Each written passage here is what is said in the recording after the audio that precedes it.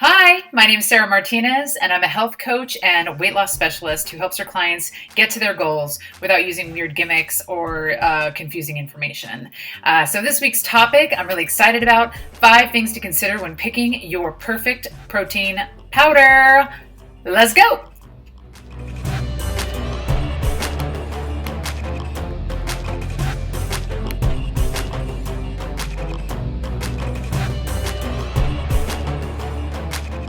All right.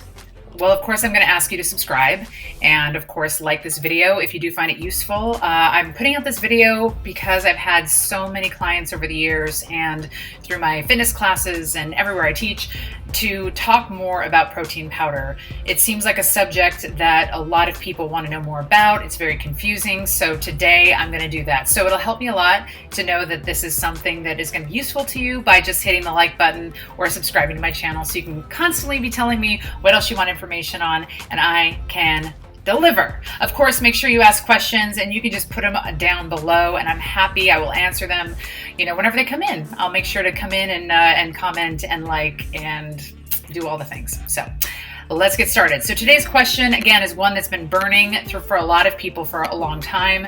There's all this information we can get online.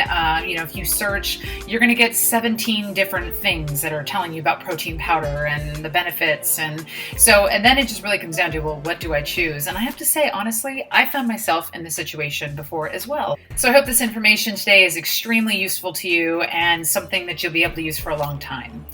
So today's 5 things to consider when picking your perfect protein powder. So I'm going to jump right in, but first thing I want to cover before we go into those 5 things is I want to talk about why protein is important. Okay, protein is a building block for your body. Your body needs it. In fact, it needs all 9 essential amino acids, and protein, especially animal protein specifically, will give you those essential amino acids. So to give you a really quick, super low description, your amino acids link together to create useful shapes for your body to help create your muscles, your tendons, your organs, your skin. So obviously without protein, we are at a loss, and technically it's so vital for your system. You literally could not survive without protein in your body. So how do you recognize it? How do you know that you're getting enough protein? Well, it takes a little awareness. Shocking. Sarah's telling you to be aware again. Be aware of what you're doing now, and then you can start to supplement where we need to, which is something that protein powder does very well. All right, let's get into it. So we got 5 ways or 5 things to consider when you're choosing your protein powder. Let's start with number 1. What proteins are in protein powder? I kind of already started talking about this. So typically in your protein powders, you're going to really see it in one of 2 categories: either animal-based protein powders or plant-based protein powders. Now, the types of animal products and the types of plant products might vary, but typically you're going to see those 2 options. Obviously, if you are a vegetarian or a vegan, you're going to be moving towards the plant-based options more than your animal proteins. But major ones you'll see often are egg proteins, whey, which is milk product, dairy, and then casein, which is also milk derivative, which we'll talk a bit about that today. So those are the more common ones you're going to see. When you see plant-based options, you're going to see stuff like peas, hemp. You're going to see some that say soy. So you'll see those kind of words, and those are going to push you more towards your plant-based options. All right. So again, those 2 types of categories: your animal byproduct protein powders and your plant protein powders. All right. Another thing to consider when you're choosing your protein powder, what does it all mean? I know you look at a protein container. If you've gone into an aisle at a grocery store before, I know you've stood there and just went, but unless you absolutely know what you're doing, it is confusing. So let me just kind of break down the 3 that you're going to see. And I have my notes here because I want to make sure I get the percentages right. But you have your protein concentrates. So your protein concentrates, pretty much all protein is broken down into protein powder by using heat or acid and enzymes to break down that protein and turn it into the powder that you can use and add to your water. So a protein concentrate is just one that hasn't been broken down very long. So typically typically, just so I make sure I get the right, 60 to 80% of the protein concentrate is going to be protein. The other 20 to 40% of that is going to be your carbs and going to be fats. So carbs and fats for the other percentage of that. And that's just because the protein wasn't broken down all the way, right? Typically, your protein concentrates are going to be the cheaper options. So if you're looking to save money, then those are going to be the ones you're going to want to look for, as typically those are going to be a little cheaper. Again, they don't have as much work done on them, so they can probably go for a lot less money. Your next one is your protein isolate. So in this case, it's just broken down even more. So in a protein isolate, 90 to 95% of your powder is going to be a protein. The rest, that rested percentage, again, it's going to be a fat and a carb. But because it's broken down a little bit more, this option is always going to be just a little bit more expensive than your concentrate. All right. And then the last one, protein hydroslates. Oh, look, I misspelled that on my little slide. Well, that happens. Again, this one just broken down even more. So this is brought down to a very, very base, and it's broken down so much that the amino acids actually separate. If you are in a profession of a big sports profession, or you are looking to like edge your game in marathon running and all these other like high intensity endurance based or extreme muscle building, that might be one you go to. But typically most people, if you're just working out, living everyday life, trying to supplement protein, you're probably going to stick more to your isolate and concentrate. Moving on right here, going on to who even needs protein powder? Who needs protein powder? Well, I would say there's two different categories. I keep going off camera. Two different categories that need protein powder. If you are working out 3 to 5 times a week and you are trying to burn fat and build long lean muscle, and I'm not talking like bodybuilder. I mean, obviously those people need protein as well. But even if you're just like, I just work out, just a little bit, and I'm, lifting weights occasionally, you need to make sure you're getting your protein. Your body needs protein to be able to repair itself after workouts. Your body needs protein to help keep you satiated so you're not overeating. You all need protein. So that's number one. Second one, if you know you're just protein deficient, like if you're maybe you're not working out all the time, but you know that you don't get enough protein in your day. Maybe you're, vegan or vegetarians tend to lay in this category a lot because you're obviously not getting animal protein. So you have to work overtime to get your veggie protein or your plant proteins. So staying aware, this is, protein powders are a great way to be able to supplement if you need it. Again, just a summary. People who work out, who are trying to build muscle and lose fat. And second, people who are just protein deficient, who need more protein in their lives. It's a great way to supplement and get more of it into your diet. All right, so let's talk about this. Number 4, the thing to consider. Which one should I choose if I want to lose weight? Well, let's talk about this for a second. So typically, whey concentrate is going to be, whey protein in general is going to be a fast digesting protein. So your body's going to digest it pretty fast and absorb it and use it, which is great. Casein, which is another type of dairy protein powder, that is more of a slow digesting protein. So when you're going to lose weight, what you want to do is make sure that you feel full more often so that you're not overeating, and also you're supplementing to make sure that with your workouts you're getting the best protein synthesis after your workouts possible. So for someone who wants to lose weight, your best bet is to either get a whey protein or casein, either individually or you get them at the same, or get one that's a combo. So a combo of the two. So that way you feel fuller longer. It's more of a, the whey proteins take a little bit more for your body to digest. Therefore, you are going to get the benefits of the protein synthesis, and you're also going to get that fuller feeling. So losing weight, whey protein and casein, either individually or together. If you're looking more for gaining muscle, if that's it, you're like trying to build, then you're going to stick more towards just the whey. Ideally going more towards isolate rather than concentrate. Of course, it's going to be a little bit more expensive, but Health's worth money, right?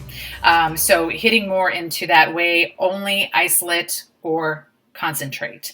Why? Casein is just going to take a lot more time for your body to absorb it. So you're not going to get the benefit of that quick absorption for your muscle gain. So again, for muscle gain, just focusing on building muscle, you want to focus more on your whey, concentrate, and isolate. Now, if you're a vegetarian or vegan, obviously what you want to do is you want to at least, if you're working out consistently, you want to at least get 20 grams of protein after your workout. And you want to make sure you're maintaining your protein intake for the day. All of the plant proteins tend to be kind of more of a faster digestion. But again, that extra protein in your system is going to make you feel fuller. It's going to benefit both weight loss and both muscle gain. So now, what ingredients should I avoid? Once you get to your protein powders, you're going to look at them and you're going to decide, I want my whey, I want my vegetarian, I want my whatever type of protein powder you're going to choose. Once you know what that is, I want you to turn around and I want you to start looking at your labels, okay? You're going to see that like some are chocolate flavored and some are vanilla flavored and whatever, strawberry flavored. I don't know what they are. They have all kinds. But what that means is they're going to be adding stuff into it to make it taste like that, because protein powder doesn't taste like chocolate. So you want to look for a couple of these items. You don't want them to add too much gluten. That's going to up the calories of your protein shake. And for those of you who are trying to lose weight, having a lot of gluten in your diet is going to, of course, mess with your insulin levels. So make sure that gluten is not involved in your protein powder. Second, soy. Soy is a very interesting food. The elements of soy, when it's broken down, imitates the hormone estrogen. So for a lot of women, is too much of it can be a cause of ovarian cancer, breast cancer. So trying to stay, I'm not saying don't eat soy altogether, but try to limit it. And, if you don't need it in your protein powder, you don't need it in your protein powder. All right. The next one is carrageenan. I can never say it, so I don't know if that makes me a bad trainer, but okay. This is a element that will make things seem creamy or, fluffy. So it gets added a lot into protein powders. You don't need it, so why add it in there? It's not necessary. So just try to make sure that's not in there. Again, it just does weird things to your system. Your body reacts to it differently. You might be sensitive. So stay away from that. Obviously, artificial sweeteners, aspartame, all these, ones that are, we all know are not so good for us. They're going to make your protein powder taste sweet, but there are other options for that. So look for the more natural options for your sweeteners, maybe a little stevia or monk fruit instead of those bad ones. And I do have a video if you want to check it out. Maybe I'll link it to this one about sugars and the sugar, the good, bad, or the ugly. So that way you can check that out and see which ones I'm talking about. And the last one is these xanthan gum, inulin, and guar gum. These are not necessarily terrible items, but they're added in. They're just added extra they're like fillers in your protein powder. And if you want to get a protein powder that's as natural as possible, you want to make sure that those fillers are out of there. Big point here, your best bet, get a protein that has nothing else in it but protein. It's not going to taste like anything, so you're going to want to add stuff like strawberries and banana and all these other things to your protein powder. All right. I have a couple of other tips that I want to go over before we finish this video because they're really, really important. First thing, protein powders are not FDA regulated, which means nobody's watching them to make sure they're actually putting the things in their containers like they say they are. Now, I'm not saying this to scare you, but I want you to be aware of that. I want you, when you're picking your protein powders, to look for ones that are very natural, that get good reviews. So don't just arbitrarily pick one, because you might be getting one that has a bunch of fillers in it or maybe isn't completely clean. So remember that FDA does not, it is considered a supplement. So FDA does not have to regulate where this comes from or what's in it. All right. The other thing, if you work out, you have to make sure you're getting protein. From clients of mine that I've talked to over the years that I've encouraged them to increase their protein intake, they almost always lose weight and start to get the kind of body they're looking to get, because that is usually what's missing. So make sure you get your protein. You want to get it between 30 and 40 minutes of your workout. So you finish your workout within 30, 40 minutes, you want to get at least 20 grams of protein in your life. Your best bet is drinking it, because it's going to absorb faster in your body. So Don't be afraid to drink your protein right after your workouts. It's a great way to go. Typically, women need 46 to 75 grams a day. I think I said 71, whereas men need 56 to 91 grams a day. So keep that in mind and start to calculate that into your everyday, because it is going to help you determine whether you're getting what you need. The other thing I want to talk about too, real quick, before I'm going to link this down below in the comments, but there is a website called cleanlabelproject.org. Go there. They do a lot of testing, and they rank the top 5 cleanest protein powders, and they also ranked the bottom 5. So I would say take the time, check out that website. I was going to give recommendations for specific protein powders, but the truth is it's going to be different for every single person. And I'm not selling protein powders in this video. I'm wanting to inform you about what to look for so that you can take the time and you can make sure that you are getting what you need and what's going to be beneficial for your workouts. So that is a great resource if you want to check that out. Again, cleanlabelproject.org. And you can check out what they have, the information they have on protein powders. They actually have a lot of testing they've done on it. So check it out. It's worth your time. Big thing I want to encourage you to do, check out my website. I am a health coach. I'm here to guide people. I've done kitchen cleanouts, and I do personal training sessions and nutrition coaching and everything, because I really want to help my clients, clarify their journey, clarify what they need to do to maintain a healthy lifestyle. It was a pleasure. I thank you for watching my video. Check out my sugar video if you need more information about that, and I will see you next week.